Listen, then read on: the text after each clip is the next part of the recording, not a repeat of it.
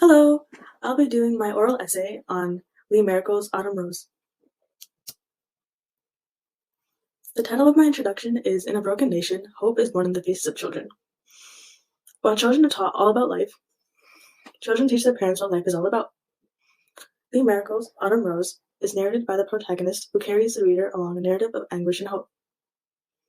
The author's prominent use of visual metaphors demonstrate how in a world filled with gloom and persecution, children are the basis of optimism. In addition, using situational irony, the text shows how children can be stronger than their parents despite the fact that they are naturally perceived as weak. This work of poetry illustrates the art of children's strength, determination, and how they boundlessly prosper into the beings that their parents yearn to be. Autumn Rose is an intense poem exhibited through the perspective of an Indigenous individual who, in the first 5 stanzas, describes the immeasurable hardships all Native people endure. They touch on topics such as the suicide epidemic, as well as the immense poverty surrounding Indigenous communities. In the remaining 4 stanzas, the author introduces a glimpse of hope as they speak on the brightness and perseverance children bring to the universe.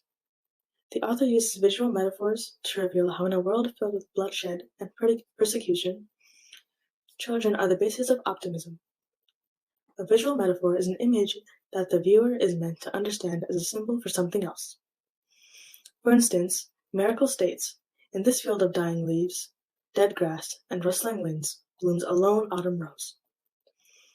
The field of dying leaves is a visual metaphor for the ruined, persecuted adult Native community, while the lone autumn rose in the midst of it all is a visual metaphor of a child of purity, bravery, and strength.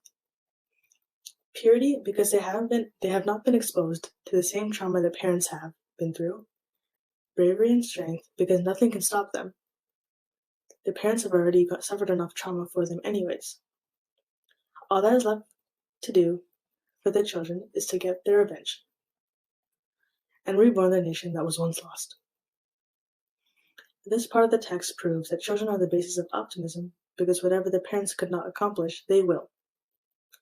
They will fight back at the systematic and systemic oppression that they, as well as their parents, have been through. And that is what makes them the blooming autumn rose.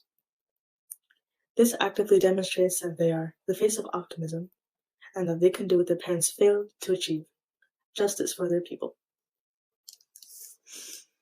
Secondly, using situational irony, the text shows how children can be stronger than their parents despite the fact that they are naturally perceived as weak.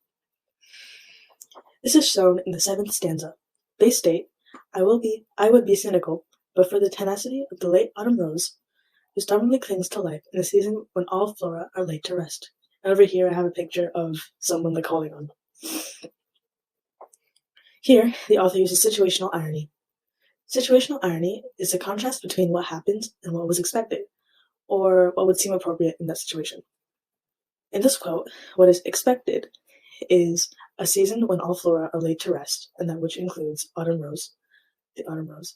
However, what actually happens is a late autumn rose stubbornly clinging to life instead. This part of the text inherently proves that children can be stronger than their parents due to the fact that the autumn rose is a visual image for children, and they are being strongly determined to push through their hardships.